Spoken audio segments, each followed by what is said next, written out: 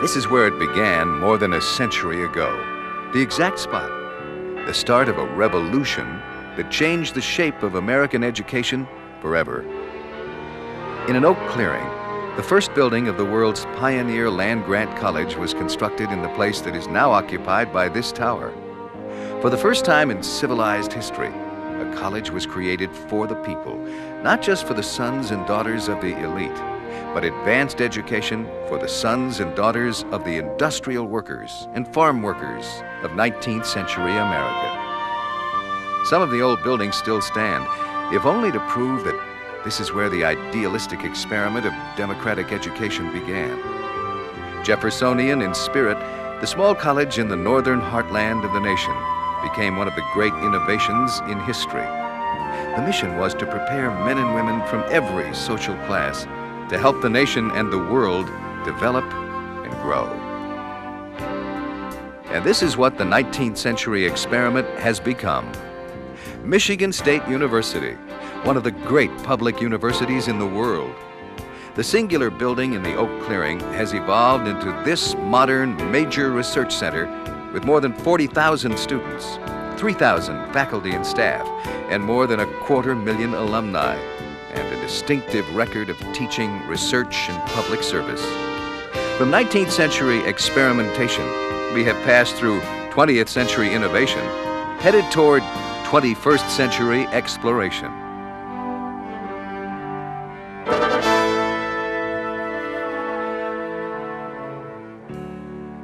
We're extremely proud of our heritage at MSU, and MSU is what we call it. Sort of a relaxed, friendly nickname for a place that can be both relaxed and friendly as well as dynamic. There's a sense of history at being at the world's pioneer land-grant college and a sense of accomplishment in ranking as one of America's 10 largest universities. At MSU, we have a clear linkage between the past, the present, and the future. For the basic mission has not changed from the beginning. Now as then, our mission is threefold. First, to educate from all strata of society. Second, to research in our classrooms and laboratories in order to help solve problems of today and tomorrow. And third, to serve the public, the community, the nation, and the world with practical applications of those solutions. A great university, of course, begins with its people. The people of Michigan State are the school's faculty, students, staff, and alumni. Each group has distinguished itself with the highest awards offered in their fields. MSU students come from every county in Michigan, every state in the nation, and more than 100 foreign countries.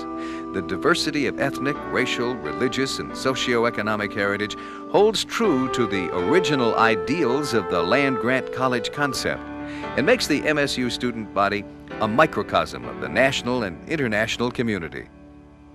These students bring high standards to MSU. It's not unusual that half of a freshman class ranks in the top 20% of their high school. During the past 20 years, more National Merit Scholars have enrolled at MSU than any public university in the country. MSU ranks third among all public universities in the number of undergraduates receiving National Science Foundation awards. There is no more prestigious academic award than a Rhodes Scholarship. Michigan State holds the distinction of having graduated 5 Rhodes Scholars in the past decade alone. One of those Rhodes Scholars is Molly Brennan. An All-American athlete at MSU and captain of the women's track team, Molly graduated with high honors and a double major of engineering and humanities. Molly won a Rhodes Scholarship in 1982 and became the first American ever elected president of the University Athletic Club at Oxford. Today, Molly Brennan works for General Motors' Chevrolet division. She achieved more international fame when she drove the solar-powered Sunracer to victory in a 2,000-mile race in Australia. You don't go to school, I don't think, just to get a particular skill. So what it taught me was how to learn. It gave me a broad base in my computers, but I also double majored in humanities. And I think that a humanities major takes you anywhere. I mean, it's learning about people, it's learning about the world. So I think that Michigan State gave me that broad outlook. Michigan State gave me the healthy attitude of go out there and try. Nothing is beyond your limits, and have fun while you're doing it. Molly Brennan's broad achievements and positive attitude represent the ideal of what we hope to develop in our students at Michigan State. The list of our students' achievements goes on, encompassing Truman Awards, Churchill Scholarships, Marshall Scholarships, and National Science Foundation grants. From the beginning, outstanding professors migrated to East Lansing. Probably the most famous of the early faculty members was Dr. William J. Beal, one of the foremost botanists of the 19th century. It was Dr. Beal who designed the campus, helping to lay out and construct the original system of roads and walkways. Dr. Beal established this botanical garden, which contains more than 5,000 plant species. From the 19th century experimental gardens of Dr. Beal, it's only a short walk to a new frontier, the world's first superconducting cyclotron, which has made Michigan State an international leader in nuclear science. The cyclotron is here in this building, as is a man who built it, one of Michigan State's most distinguished faculty members, Dr. Henry Blauser. In 1981, Dr. Blauser and a team of MSU scientists successfully accelerated a beam of atomic particles in the world's first superconducting cyclotron, the K500. MSU and Dr. Blauser have since built a larger cyclotron called the K800. The K800 will soon be capable of creating high-speed beams of the heaviest elements, which has never before been possible. This is the most powerful cyclotron facility ever built. Scientists from all over the Earth will come here, seeking answers to the nature of matter and perhaps the origin of the universe. But there's a practical application of this technology. MSU's superconducting medical cyclotron will use neutron beams to treat cancers resistant to conventional radiation. Terminal cases may soon be given a second chance. This kind of advanced research is once again part of the fundamental MSU land-grant philosophy. MSU faculty member Dr. Barnett Rosenberg has developed another medical advance of great benefit. Cisplatin is a platinum-based, highly effective anti-cancer drug. Cisplatin has already saved thousands of lives. And we built departments and we built programs that were not ordinarily conceived of as fulfilling the mission of a land-grant university, but the evolved status of the university into an area where we can expect medical research to be done, we could expect deep biological research to be done, we could expect physics research to be done. We had to evolve, and we have evolved. Beyond the sciences, MSU has many distinguished award-winning faculty members in the fields of literature, music, engineering, education, communication arts, human ecology, and natural resources. MSU's faculty is rich in experience and intellectual achievement. Dr. Darlene Clark-Hine holds the Hanna Endowed Chair as a professor of history at MSU. Michigan State to me is a challenging place. It's a place of opportunity. Obviously the Hanna Professorship, it's a great opportunity. And I'm here to see how far I can develop and how much I can really contribute, not only to the state of Michigan, but the larger society, black and white, male and female. And Michigan State is sort of a wide open place to do whatever it is that you have in your soul to do. I feel a sense of freedom and mission that it's difficult to find elsewhere. Those who see the campus for the first time are struck by its lush beauty. Everything changes here, and yet nothing ever quite seems to change. alumni carry the imagery of this place with them forever. And whenever they return to the campus, they experience a sense of continuity with their own pasts. They return for homecoming, called back by their own needs for heritage and perhaps the desire to relive their own youth.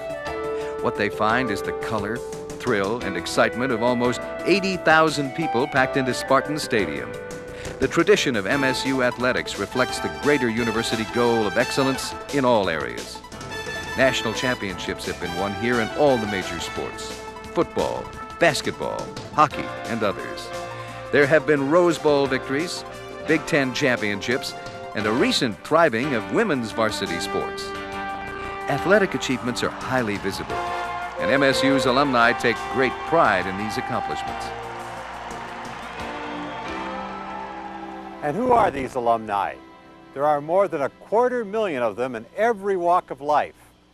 Chances are that most of them sat somewhere in this stadium at one time or another. More than 60% continue to live in Michigan after graduation, enriching the quality of life in our state. Many are chief executive officers of major corporations. Others, including Michigan Governor James Blanchard, serve at local, state, and federal levels of government. Perhaps the most well-known of all MSU alumni, John Hanna, was president of Michigan State University for 28 years. He guided Michigan State's incredible growth and development into a university of worldwide importance. Dr. Hanna fulfilled the ideals and dreams of the land-grant founders by creating a university that blended intellectual pursuit with public service. We were the first of the land-grant colleges, and of course it was the whole land-grant college operation was based on the assumption that the best interests of America was to get young people to make themselves into the best possible people that they could. With its rich athletic tradition, MSU alumni are also represented by some of the greatest athletes in the world. The incomparable Magic Man, Irvin Johnson, has won championships and been named most valuable player at every level he has played. Former Spartan Bubba Smith was inducted into the Football Hall of Fame. There are others, many others, too numerous to mention. One of these, Jim Cash, authored the top box office hit movie, Top Gun. Top Gun opened a lot of doors for me. All at once, I found a level of success that, believe me, no writer ever dares to dream about. My family and I could now live anywhere in the world: Hawaii, the Riviera, Bermuda, you name it. I got to tell you, some people were surprised that we chose to stay in East Lansing. But you know, there's a certain vitality in this town because of Michigan State University. Look, it's a place of ideas and arts and community closeness, Midwestern friendliness, and great people. I'm grateful I attended MSU. This is, after all, the place where I learned how to write. And I'm grateful that I've had the opportunity to teach here. I have more than 500 students a term, and they're a delight to me. When success finally came, my first response was to show MSU how grateful I've been. I established several scholarships in various fields of study and became an MSU benefactor. Simply stated, it was the least I could do. Robert Rowan, a 1947 graduate, is the chairman of the board of Fruhoff Corporation, the world's leading manufacturer of truck trailers. He's currently serving as the national campaign chair of MSU 2000, Access to Opportunity. MSU 2000 has a specific goal of raising $160 million for the university.